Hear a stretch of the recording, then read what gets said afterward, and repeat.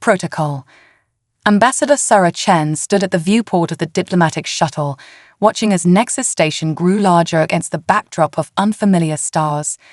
The massive structure resembled a gleaming metal flower, its petals housing different sectors for the 200-member species of the Galactic Council. After 6 months of intensive preparation, she was about to become Earth's first representative to this assembly of civilizations.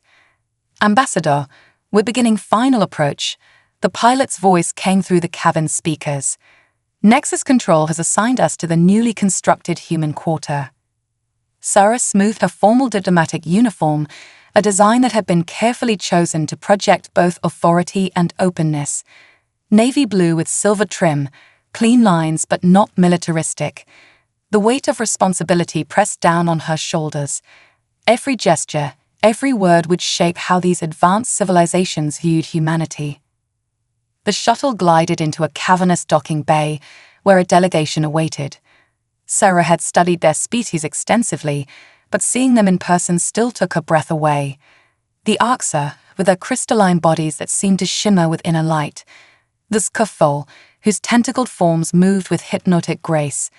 And at their center, the imposing figure of High Counselor Ven, whose species had founded the Galactic Council 10,000 years ago. As Sarah stepped onto the station for the first time, artificial gravity settling around her like a comfortable blanket, she activated her Universal Translator implant. The device, a collaboration between human and alien technology, would be essential for the complex diplomatic interactions ahead. Welcome to Nexus Station, Ambassador Chen. High Counselor Ven's translated voice resonated with formal warmth. We trust your journey was comfortable. Most comfortable, High Counselor, Sarah replied, executing the precise bow her briefings had described. Humanity is honored by this opportunity to join the greater galactic community. The crystalline Arxa representative shifted, creating a musical chiming sound. We have watched your species with great interest, Ambassador. Your rapid technological development is unprecedented. Sarah had been prepared for this topic. Humanity's jump from first radio signals to faster-than-light travel in less than 2 centuries had apparently caused quite a stir in galactic society. Most species took millennia to achieve the same progress. We are eager to learn from the wisdom of more established civilizations, Sarah responded diplomatically, and hopefully to contribute our own unique perspectives to the Council's discussions. As the delegation led her through the station's sweeping corridors, Sarah's trained eye caught subtle details. The architecture itself seemed designed to accommodate beings of wildly different sizes and forms. Atmosphere barriers separated sections with different environmental requirements. Information displays shifted their format based on the viewer's species. They arrived at a vast chamber that took Sarah's breath away. The council chamber rose hundreds of meters overhead, its walls lined with transparent panels showing the star-filled void of space. Tiered seating accommodated representatives from all member species, each section adapted to their unique physiological needs. Your first official presentation to the full council will be tomorrow, Ven explained. Today, we'll acquaint you with station protocols and your quarters. Sarah nodded, but her attention was caught by something odd. A subtle pattern of interference in the translation of Ven's speech. Most wouldn't notice it, but her background in computational linguistics made her sensitive to such anomalies. She filed the observation away for later consideration. The tour continued through secure areas, diplomatic offices, and cultural exchange centers. Sarah's quarters turned out to be a thoughtfully designed space that mimicked Earth's standard gravity and atmosphere while providing views of space that made her heart skip a beat. That evening, alone in her new quarters, Sarah reviewed her notes while watching distant stars wheel past her viewport. The translation glitch nagged at her thoughts. Something about the pattern seemed familiar, reminiscent of the cascading errors she'd studied during her work on Earth's first AI translation systems. A soft chime interrupted her contemplation. Ambassador Chen, the station's AI announced, you have a priority message from the Earth delegation approaching Nexus Station. Sarah activated her secure terminal. The face of her old friend and colleague, Dr. James Martinez, appeared. His expression was worried. "Sarah, we've detected some anomalies in our long-range communications with Earth. The patterns are subtle, but they're growing. Whatever it is, it's affecting all species' communication systems, not just ours. I wanted you to know before." The message cut off in a burst of static. Sarah sat back, her mind racing. First, the translation glitch, now this. As she stared at the static-filled screen, she didn't yet realize that she was about to face a challenge that would test not just her own capabilities, but humanity's readiness to join the galactic community. Tomorrow's presentation to the Council would have to wait. Something was very wrong on Nexus Station, and Sarah had a feeling she'd just stumbled onto the edge of a crisis that could reshape the future of interstellar relations. She pulled up the station's technical specifications on her terminal. If there was a connection between the translation errors and the communication problems, she needed to find it. Humanity's first steps into galactic society might depend on solving this puzzle, and Sarah Chen had no intention of letting Earth down. The translation matrix. Sarah's sleep cycle was interrupted by a cacophony of alien voices. The station's communication system was broadcasting in multiple languages simultaneously, the usual smooth translations replaced by fragmented phrases and distorted meanings. Station Control reports widespread translator malfunctions, the AI announced, its own voice fluctuating between different linguistic patterns. All diplomatic functions are temporarily suspended. Sarah quickly dressed and headed for the central communications hub.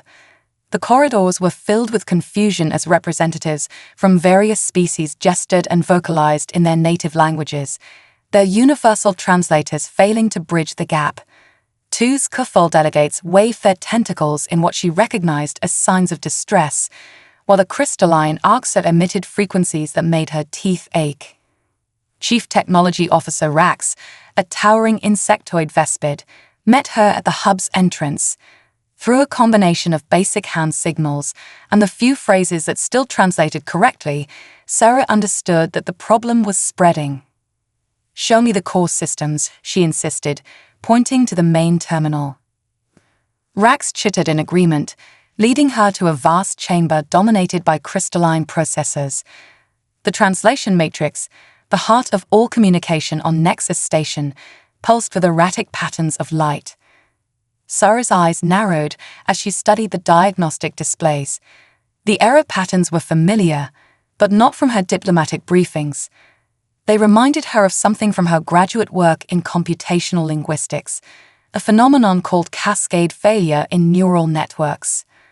Need, historical data, she managed to convey to Rax. The Vespid's compound eyes flickered in what she hoped was understanding. Holographic displays sprang to life around them, showing the evolution of the translation system over the past several station cycles. Sarah noticed something strange. The errors had begun appearing in a systematic pattern, starting with the most recently added translation protocols, including Earth's. A sudden commotion drew their attention. High Counselor Venn had arrived, accompanied by representatives from the station's security force. The translator errors were causing diplomatic incidents throughout the station. Without reliable communication, centuries-old peace treaties could unravel in hours. Sarah grabbed a datapad and began sketching rapidly. Numbers, patterns, linguistic structures, she laid them out in a way that transcended the need for translation. Rax's antennae twitched with growing excitement as he recognized what she was demonstrating. The translation matrix wasn't simply malfunctioning, it was being overwhelmed by its own complexity. Each new species added to the network increased the computational load exponentially. But humans, with their relatively recent experience in developing AI translation systems, had faced similar challenges on a smaller scale. Sarah pointed to a specific section of the matrix's code structure. Unlike most galactic technology, which had evolved gradually over millennia, humanity's translation systems had been developed rapidly, forcing them to find elegant solutions to complex problems. The human protocols contained built-in fault tolerance that the older systems lacked. Using a combination of diagrams and basic mathematical notation, Sarah explained her theory to the growing crowd of technical experts. The matrix needed to be restructured, not just repaired. Instead of trying to translate everything directly between all languages simultaneously, they could create a new baseline protocol using simplified linguistic kernels. High Counselor Venn watched intently as Sarah demonstrated her solution using Earth's translation protocols as a template. The human approach wasn't more advanced, it was actually simpler, more adaptable, born from the necessity of having to catch up with more established civilizations. Hours passed as Sarah worked with Rax and a team of alien engineers to implement the changes. The universal translators began to stabilize, first handling basic concepts, then gradually restoring full functionality. The relief among the station's inhabitants was palpable as communication was restored. "Your solution was unexpected," Venn said once the crisis had passed. "Most species would have tried to add more complexity to fix the problem. Only your people, with their experience in having to develop rapidly, fought to simplify instead." Sarah nodded, exhausted but satisfied. Sometimes the best way forward is to step back and look at the fundamentals. Humanity had to learn that lesson quickly during our development. But as she headed back to her quarters to prepare for her delayed council presentation, Sarah couldn't shake the feeling that the translation crisis wasn't a random malfunction. The systematic way the errors had spread, targeting the newest protocols first, it seemed deliberate. Her terminal chimed with another incoming message from the Earth delegation, this time coming through clearly. Dr. Martinez's face appeared, looking even more concerned than before. "Sarah, we've analyzed those communication anomalies. They're not random, they're encrypted. Someone is using the background noise of the translation errors to hide data transmissions. And whatever they're sending, it's getting larger." Sarah stared at the message, her mind racing. They'd solved the immediate crisis, but she had a feeling they'd only scratched the surface of a much larger problem. Someone on Nexus Station was hiding something, using the very foundations of interspecies communication to mask their activities. And now that she'd fixed the translation matrix, she might have just disrupted their plans. Sarah glanced at her door, wondering if her quarters were being watched. Tomorrow's council presentation would have to serve a dual purpose: establishing humanity's place in galactic society while quietly investigating who might want to sabotage the very foundation of interstellar cooperation. Logic puzzles. Sarah stood before the full Galactic Council, 200 species represented in the vast chamber. Her presentation on humanity's readiness to join galactic society had been transformed overnight into a demonstration of their problem-solving capabilities. The translation matrix crisis had given her an unexpected opportunity, and perhaps made her a target. "Representatives of the council," she began, her voice steady despite her exhaustion. "Yesterday's events demonstrated something crucial about humanity. We don't just solve problems, we question why they exist in the first place." Murmurs rippled through the chamber. Sarah brought up a holographic display showing the simplified translation protocols she'd implemented. But beneath her official presentation, her mind worked on the encrypted transmissions Dr. Martinez had detected. "Humanity's brief technological history has taught us to look for patterns," she continued. "When we fix something, we ask ourselves, was this truly a malfunction or a symptom of a deeper issue?" Several council members shifted uncomfortably. Sarah noticed High Counselor Venn watching her intently, their multiple eyes focused on her every gesture. "For instance," she said, bringing up a new display, "when we examine the station's communication logs, we see patterns that raise interesting questions." She highlighted seemingly random data fluctuations. "These disturbances appear chaotic, but contain mathematical sequences that suggest purpose rather than malfunction." The chamber erupted in discussion. Sarah had just publicly acknowledged what some must have suspected. Someone was using the station's systems for covert communication.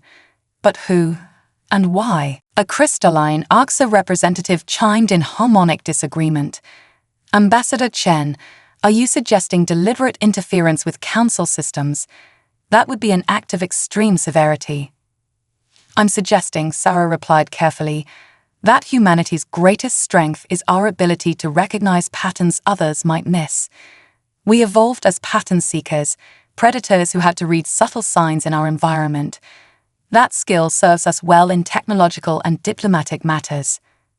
She brought up another display, this one showing signal traces from various parts of the station. These patterns appear in multiple systems, not just communications. Environmental controls, power distribution, even artificial gravity, all show similar mathematical fingerprints. The chamber grew silent as the implications sank in. Someone wasn't just hiding communications, they were weaving a web throughout the station's core systems. Chief Technology Officer Rax stepped forward, his antennae twitching with agitation. Ambassador Chen assisted our engineering team in implementing new security protocols after yesterday's crisis. We've detected attempts to circumvent these measures from multiple access points. Sarah nodded. The attempts follow a logical progression, testing each new security layer systematically. This suggests we're not dealing with a single infiltrator, but a coordinated effort. The chamber erupted in accusations and denials. Species that had coexisted peacefully for centuries suddenly viewed each other with suspicion. Sarah watched the chaos unfold, noting which representatives seemed genuinely surprised and which appeared unsettled by her revelations. Order. High Counselor Ven's voice cut through the din. Ambassador Chen, you've presented disturbing evidence. What course of action do you propose? Sarah took a deep breath. This was the crucial moment. I propose a joint investigation team, drawing from multiple species. Humanity's pattern recognition abilities, combined with the diverse technological expertise of council members, gives us the best chance of tracking these infiltrations to their source. She brought up one final display, a complex network diagram showing how the suspicious signals moved through station systems. These patterns suggest the infiltrators are using our differences against us. Each species' technology operates differently, making it difficult to trace activities that cross between systems. But humanity's experience in rapidly adopting and adapting various technologies gives us a unique perspective on how these systems interact. The council chambers buzzed with discussion. Sarah could see her words having an effect. Rather than fragmenting into suspicious factions, the representatives were beginning to see the value of cooperation. High Counselor Ven rose. The council will recess to consider Ambassador Chen's proposal. In the meantime, Ambassador, you will work with station security to implement additional protective measures. As the chamber began to empty, Sarah received an urgent message on her secure terminal. It was from Dr. Martinez. Sarah, we've partially decoded one of the encrypted transmissions. It contains coordinates. Something's coming toward the station, and it's big. Sarah looked up at the chamber's viewport, where distant stars wheeled slowly past. Somewhere out there, someone was taking advantage of the council's complex bureaucracy and technological segregation to orchestrate something unprecedented. But they hadn't counted on humanity's ability to see patterns in chaos, to bridge technological gaps that other species took for granted. She had less than a day to assemble her investigation team and begin unraveling this conspiracy. The fate of humanity's place in galactic society, and perhaps the future of the Council itself, would depend on whether she could turn her pattern recognition skills toward finding those responsible before their plan reached its culmination. As she left the chamber, Sarah noticed she was being followed. The question was, were they Council security keeping her safe, or infiltrators making sure she didn't discover too much? The human element. The improvised investigation center hummed with activity. Sarah had assembled a diverse team, Rack's engineering expertise, an AXA quantum computing specialist, 2 Cathol security analysts, and a handful of other species representatives. She'd chosen them not just for their skills, but for subtle signs of trustworthiness she'd observed during the council's session. These are the decoded coordinates, Sarah explained, projecting a three-dimensional map of local space. Something large is approaching the station, using the regular trade routes as cover. The team stared at their displays, watching as more power fluctuations rippled through the station. They had hours at most before the fleet arrived. Sarah realized she needed to make a choice: focus on exposing the infiltrators, or find a way to protect the station from the coming attack. Then she smiled, a very human expression of determination crossing her face. Why not both? After all, humans had always been good at multitasking. It was time to show the galaxy just how adaptable humanity could be. The real question was, would her mysterious followers try to stop her before she could implement her plan? And more importantly, was she being watched because she was getting too close to the truth, or because someone within the council already knew what was coming? Crisis point.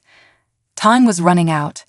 Sarah stood in the station's main control center, surrounded by holographic displays showing the approaching fleet's ghost signatures. She had convinced High Councillor Venn to call an emergency session, but that meant gathering 200 species representatives, precious minutes ticking away while the threat grew closer. The power grid modifications, Sarah explained to her team, fingers flying over control interfaces, they're not just for communication. They've turned the entire station into a giant transmitter. When the fleet arrives, they'll be able to bypass our defenses completely. Rack's antennae twitched. How can you be certain? Because humans have done something similar on a much smaller scale. Sarah brought up historical records from Earth's early space age. During our Cold War, we developed ways to disable enemy systems remotely. The principle here is the same, just vastly more sophisticated. A presence at her shoulder made her turn. High Councillor Venn had arrived early, their multiple eyes fixed on her displays. You believe you know who is responsible? Yes, Sarah said, but proving it requires understanding something about human nature first. She took a deep breath. Throughout our history, humans have learned to recognize patterns not just in what people do, but in what they choose not to do. She brought up station maintenance logs spanning decades. Look at these systems' upgrades. Every species contributed modifications except one. They never touched the power grid, never involved themselves in routine maintenance. That perfect record of non-interference is itself a pattern. The Vurin, Van said softly. They've always claimed their advanced technology requires no maintenance. Exactly. The perfect cover for not wanting anyone to examine their systems too closely. Sarah highlighted a series of power conduits. Their section of the station has been acting as a control center for all these modifications.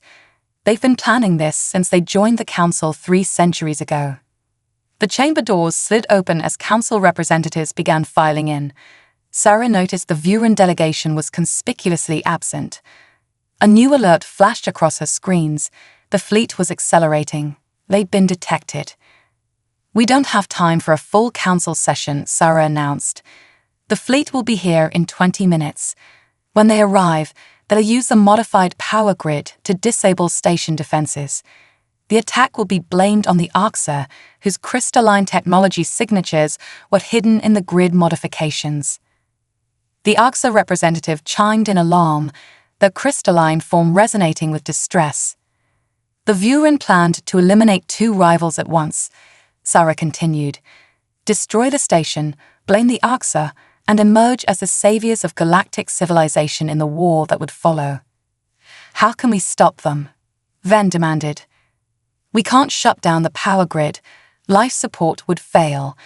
But humans are good at turning others' weapons against them. Sarah's fingers danced across the controls. The same modifications that let them control our systems can be reversed. We just have to think like they think. She had spent hours studying Vurin psychology, their patterns of behavior. They were methodical, precise, and absolutely convinced of their own superiority, which meant... There, she said, highlighting a section of code. They built in a backdoor because they never imagined anyone else could understand their technology well enough to find it. Human pattern recognition plus Arxa quantum computing plus ZK full security protocols. We can crack their encryption. The chamber erupted in chaos as proximity alarms blared. The fleet had arrived early, dropping out of faster-than-light travel dangerously close to the station. Dozens of ships, their designs unlike anything in known space. Sarah's fingers flew across the controls, implementing her plan. Rax wrote emergency power through secondary systems. AXA representative, I need your quantum processors at full capacity. Scafal analysts, start the decryption sequence we prepared. The station shuddered as the first wave of ships moved into position. On her screens, Sarah could see power fluctuations racing through the grid, the Vuran signal that would disable their defenses. But she was ready. The emergency protocols she designed kicked in, catching the signal and reflecting it back through the modified grid. The infiltrators' own network became a weapon against them. The chamber watched in stunned silence as the approaching fleet suddenly lost power, their ships drifting helplessly in space. The Vuran's perfect plan had been undone by something they hadn't considered, a species young enough to think creatively, to combine technologies in ways the older civilizations had never imagined. Station security, then commanded, seal off the Vuran section. Ambassador Chen, can you preserve the evidence? Sarah nodded, already documenting the encryption trails that would prove the Vuran's culpability. But something still bothered her. The Vuran were methodical. They would have had a backup plan. As if in response to her thought, new alarms blared. The station's reactor core was going critical. Sarah's blood ran cold. They'd stopped the attack from outside, but the Vuran had one last card to play. Now she had minutes to prevent the station's reactor from becoming a makeshift supernova, and she had a feeling the Vuran's fail-safe wouldn't be as easy to hack as their fleet controls. The fate of Nexus Station, and with it the future of galactic cooperation, now depended on whether human ingenuity could once again find a solution where none seemed to exist. A new understanding. The reactor core pulsed with deadly energy, its containment fields fluctuating as the Vuran virus tore through its control systems. In the main chamber, representatives from 200 species watched in horror as evacuation warnings flashed across every screen. We have 7 minutes before total containment failure, Rax announced, his chittering voice tight with stress. The virus is corrupting every backup system we try to activate. Sarah stood at the central control panel, her mind racing. The Vuran had designed their fail-safe well, a virus that adapted to any attempt to counter it, becoming stronger with each failed solution. It was like fighting evolution itself.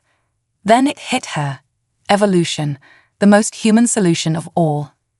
Stop trying to fight the virus directly, she commanded. Every species here has been approaching this like a technological problem. But on Earth, we learned something crucial about survival. Sometimes you have to work with nature, not against it. Her fingers flew across the controls, pulling up the virus's code structure. Look at its pattern. It's not just a program. It's designed to behave like a living organism. It adapts, evolves, becomes stronger. But all living things have basic needs. The AXA representative's crystalline form pulsed with sudden understanding. It needs energy to adapt. Exactly. Sarah began implementing a new strategy. Instead of trying to destroy it, we're going to feed it, give it exactly what it wants, but too much. She redirected power from the disabled Vuran fleet, channeling it through the station's modified grid directly into the virus's core processes. The virus, programmed to absorb and adapt to any energy it encountered, eagerly consumed the surge. More, Sarah commanded. Route power from every non-essential system. The virus is programmed to never reject available energy. The Vuran designed it to be perfectly efficient. The chamber watched as power readings spiked. The virus expanded, adapted, grew stronger, exactly as the Vuran had designed it to do. But there was a crucial difference between mechanical efficiency and biological adaptation. Living things know when to stop consuming, Sarah explained as warnings blared. But this virus doesn't. The Vuran made it too perfect, too hungry. and that's its weakness. The virus reached critical mass, its processes becoming unstable as it consumed more energy than it could possibly process. In a cascade of failing systems, the virus began to break down, its own adaptive programming turning against it. Reroute life support power to containment fields. Sarah shouted, "The virus is collapsing. We need to contain the feedback." For 30 seconds, the station hung in balance between survival and destruction. Then, with a final surge of power, the virus burned itself out. The reactor core stabilized, its containment fields settling back into normal parameters. In the sudden silence, High Counselor Ven stepped forward. "Ambassador Chen, you've saved not only this station but quite possibly galactic civilization itself. Yet I must ask, how did you know this would work?" Sarah smiled tiredly. "Because humans learned our most important lessons from life itself. The Vurin built their virus to be a perfect machine, but we recognized it as something closer to a living thing. And life is never perfect. That's what makes it adaptable." She brought up displays showing the disabled Vurin fleet and the evidence of their centuries-long conspiracy. They spent 300 years planning this, creating perfect systems and backup plans, but they never considered that imperfection could be an advantage, that a young, still-evolving species might see solutions that their perfect logic missed. The council chamber buzzed with discussion as the implications sank in. Humanity wasn't just another technological civilization joining the galactic community. There was something new. A species that bridged the gap between biological wisdom and technological advancement. "The Council will need to restructure," Ven announced. "Recent events have shown us the dangers of becoming too set in our ways, too convinced of our own perfect systems. We need humanity's perspective, your ability to see patterns we've forgotten how to recognize, to find unconventional solutions to problems we didn't even know we had." Sarah nodded, thinking of Earth's long history of adaptation and survival. Humans have never been perfect, and we've made plenty of mistakes. But we've learned from each one. Maybe that's what we can offer the galaxy, not perfection, but the wisdom to know that imperfection itself can be a strength. As station security led away the arrested Vurin conspirators, Sarah received one final message from Dr. Martinez. "The Earth delegation has arrived. Wait until they hear how their first ambassador saved galactic civilization by teaching it to be a little more human." Sarah laughed, a very human sound of relief and triumph echoing through the chamber. The galaxy was about to change, and humanity would help guide that change not through perfect technology or flawless logic, but through their uniquely imperfect, adaptable, pattern-recognizing way of seeing the universe. And somewhere in the station's power grid, a tiny fragment of the Vurin virus survived, but it wasn't the same program anymore. It had evolved, adapted, become something new, a fitting metaphor for how humanity would influence the galaxy in the centuries to come. The Council had wanted to know if humanity was ready to join galactic civilization. Instead, they had discovered that galactic civilization needed humanity, needed their creativity, their adaptability, and most importantly, their understanding that the greatest strength often lies in embracing imperfection rather than seeking to eliminate it. The future would be interesting indeed.